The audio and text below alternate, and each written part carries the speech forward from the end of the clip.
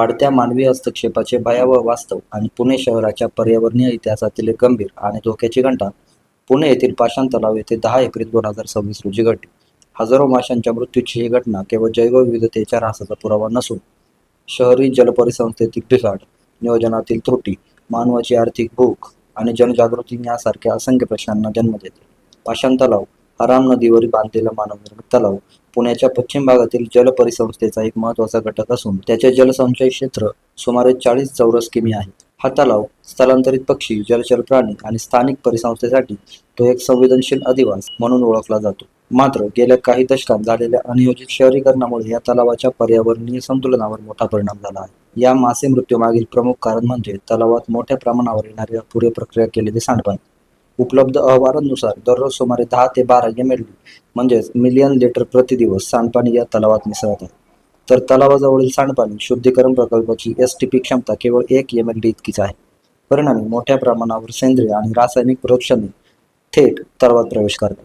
तलावातील chemical oxygen demand पातळी 700 mg/1 पेक्षा जास्त नोंदवली गेली आहे, जे जलजीवनासाठी अत्यंत धोकादायक मानली जाते. उच्च COD म्हणजेच पाण्यातील सेंद्रिय पदार्थांचे प्रमाण जास्त असून ते विघटनासाठी अधिक ऑक्सिजन वापरतात, ज्यामुळे पाण्यातील विरघळलेल्या ऑक्सिजनचे प्रमाण डिझॉल्व्ह ऑक्सिजन झपाट्याने घटते. जेव्हा डिझॉल्व्ह ऑक्सिजन पातळी अत्यल्प होते तेव्हा मासे आणि इतर जलचरांना श्वसनासाठी आवश्यक ऑक्सिजन उपलब्ध होत नाही आणि ते गुदमरून मरतात.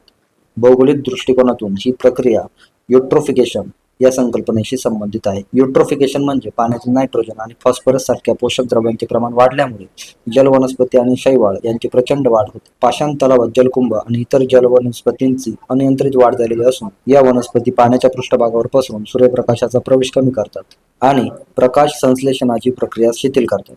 शिवाय रात्रीच्या वेळी या वनस्पती स्वतःच ऑक्सिजन वापरतात, ज्यामुळे डिझॉल्व्ह ऑक्सिजन पातळी आणखी कमी होते. या सर्व कारणांमुळे तलावातील जलपरिसंस्था एक प्रकारच्या डेड झोन म्हणजेच मृत क्षेत्रामध्ये रूपांतरित होतात. या घटनेमागे आणखी एक महत्त्वाचा घटक म्हणजे STP म्हणजे सांडपाणी शुद्धीकरण प्रकल्पाची अकार्यक्षमता आणि तांत्रिक बिघाड.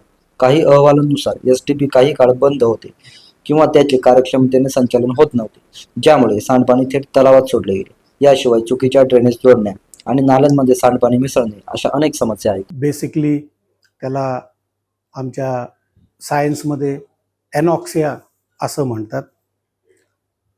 तुम्ही बघू शकता की तिथे जलपर्णी आहे आणि गेल्या 2 दिवसापासून मच्छी जे आहे ते सगळे मेलेले आहेत आणि त्याचा फूग निर्माण होऊन ते किनाऱ्याला आलेले आहेत. आता एनॉक्सिक हे नैसर्गिक असू शकते किंवा मानवनिर्मित असू शकते. नैसर्गिक कसं तर उन्हाळ्यात जास्त बाष्पीभवन होतो, त्यामुळं जे नाले आहेत त्याच्यातून पाण्याचं डिस्चार्ज कमी होतो. पण आपल्याला माहिती आहे की वारा जास्त असतो उन्हाळ्यात, पाचोळा हे जास्त नदीमध्ये असते आणि कमी पाण्यात जास्त कार्बन निर्मिती होते आणि ते कार्बन किंवा ऑर्गॅनिक मॅटर हे कुजायला ऑक्सिजन लागतो.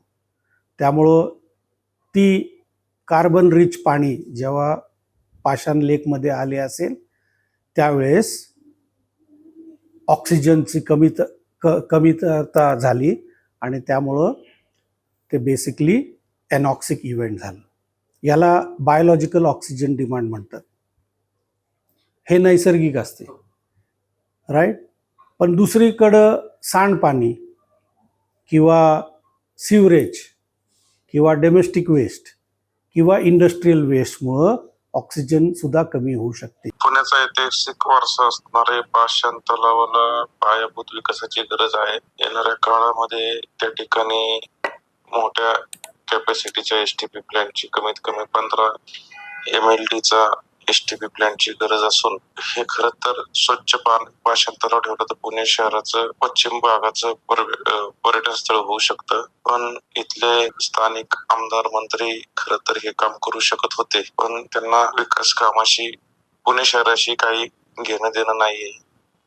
खरं तर यामुळे पुणेकरांचे कोथरूडकरांचे मोठे नुकसान झाले आहे. पुणे महानगरपालिकेच्या एन्व्हायरमेंटल स्टेटस रिपोर्टनुसार शहरातील एकूण सांडपाण्यापैकी सुमारे 30 ते 40% सांडपाणी अजूनही पूर्णपणे प्रक्रिया न करता नैसर्गिक जलस्रोतांमध्ये सोडले जाते.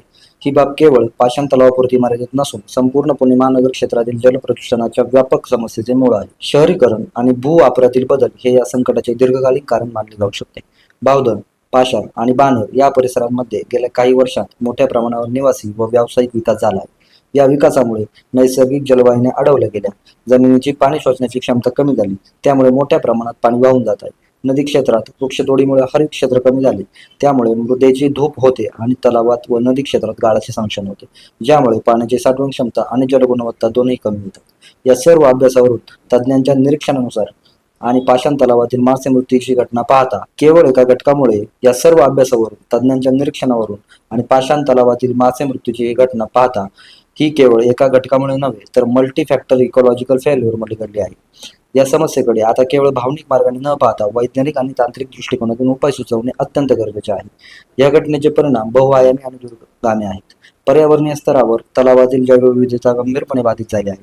मासे, उभयचर, सूक्ष्मजीव आणि पक्ष्यांची अन्न साखळी विस्कळीत झाली आहे. स्थलांतरित पक्ष्यांसाठी हा तलाव एक महत्त्वाचे निवासस्थान आहे, परंतु जलप्रदूषणामुळे त्यांच्या येण्यावरही परिणाम होत आहेत. भौगोलिक दृष्टिकोनातून तलावाचा वॉटर क्वालिटी इंडेक्स म्हणजेच WQI मोठ्या प्रमाणात खालावला असून तो पोल्युटेड वॉटर बॉडी या श्रेणीत गेला आहे. सामाजिक स्तरावर तलावातून येणारी दुर्गंधी, डासांची वाढ आणि संभाव्य रोगांचा धोका स्थानिक नागरिकांच्या आरोग्यावर प्रचंड परिणाम करत आहे. या घटनेमुळे संबंधित प्रशासकीय अधिकाऱ्यांवर कारवाई झाली असली तरी पर्यावरणीय धोरणे आणि अंमलबजावणीतील त्रुटी तशाच आहेत. त्यावर शाश्वत उपाय आणि अंमलबजावणी कधी होणार हा प्रश्न मात्र अनुत्तरित राहत आहे. उपाययोजना म्हणजे त्याचं एक इंटिग्रेटेड मॅनेजमेंट केलं पाहिजे. करेक्ट. पाणी, सांडपाणी, राईट, STP चालू नसेल तर ते चालू ठेवणे, लोकांचा सहभाग पाहिजे तिथे, कारण लोक तिथं फिरायला जातात सकाळी, राईट.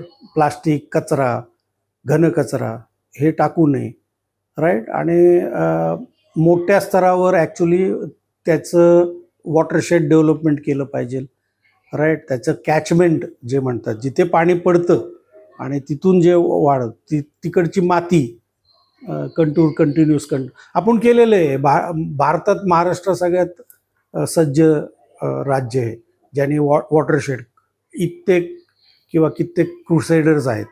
तर ही ट्रीटमेंट अर्बन सेटअपमध्ये आपण केलं पाहिजे.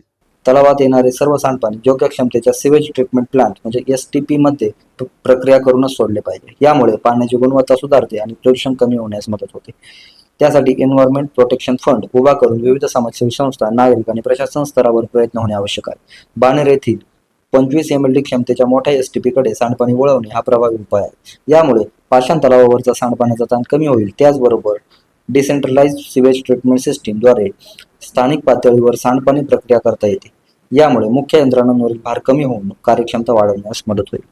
तलावातील जलवनस्पती नियमितपणे काढणे आवश्यक आहे. जलवनस्पती काढण्यासाठी शाश्वत व अत्याधुनिक उदाहरणार्थ जैविक व तांत्रिक पद्धतींचा वापर करता येऊ शकतो. तसेच पाण्यातील विरघळलेल्या ऑक्सिजनचे प्रमाण वाढवण्यासाठी एरेशन सिस्टीम उपयुक्त ठरतात. यामुळे पाण्यातील ऑक्सिजनचे प्रमाण वाढून मासे आणि इतर जलचरांचे जीवन सुरक्षित राहते. संपूर्ण कॅचमेंट क्षेत्राचे व्यवस्थापन केल्यास तलावात येणाऱ्या प्रदूषणावर नियंत्रण मिळवता येते. नैसर्गिक नाले व जलवाहिन्यांचे पुनरुज्जीवन केल्यास पाण्याचा नैसर्गिक प्रवाह सुरळीत होईल आणि प्रदूषित पाण्याचा जलस्रोतात थेट प्रवेश कमी होईल. तलावाभोवती हरित पट्टे तयार केल्यास प्रदूषण शोषले जाऊन पर्यावरणीय संतुलन राखले जाईल. हे जैवविविधतेसाठी उपयुक्त आहे. योग्य लँड यूज प्लॅनिंग केल्यास अनियोजित शहरीकरण टाळता येईल. तलावावर होणारा पर्यावरणीय ताण कमी होईल. GIS व रिमोट सेन्सिंग सारख्या आधुनिक तंत्रज्ञानाचा वापर करून जलगुणवत्तेचे सतत निरीक्षण करता येते. यामुळे वेळेवर उपाययोजना करणे शक्य होते. त्याचबरोबर तलावाभोवती बफर झोन निर्माण केल्यास मानवी हस्तक्षेप मर्यादित राहील. सुजाण पुणेकरांनी पर्यावरणीय नियमांचे व कायद्यांचे काटेकोरपणे पालन करणे आवश्यक आहे. तलाव संरक्षणासाठी लेक कन्झर्वेशन कमिटी स्थापन झाल्यास नियोजनबद्ध आणि सातत्यपूर्ण काम करता येईल. पाषाण तलावातील मासे मृत्यू ही घटना आधुनिक शहरीकरणाच्या मर्यादा आणि पर्यावरणीय व्यवस्थापनातील त्रुटी यांचे जिवंत उदाहरण आहे. नैसर्गिक संसाधनांचा वापर करताना शाश्वततेचा विचार करणे अत्यावश्यक आहे. जर तातडीने आणि प्रभावी उपाययोजना केल्या नाहीत तर भविष्यात अशा घटना अधिक वारंवार आणि अधिक गंभीर स्वरूपात घडू शकतात.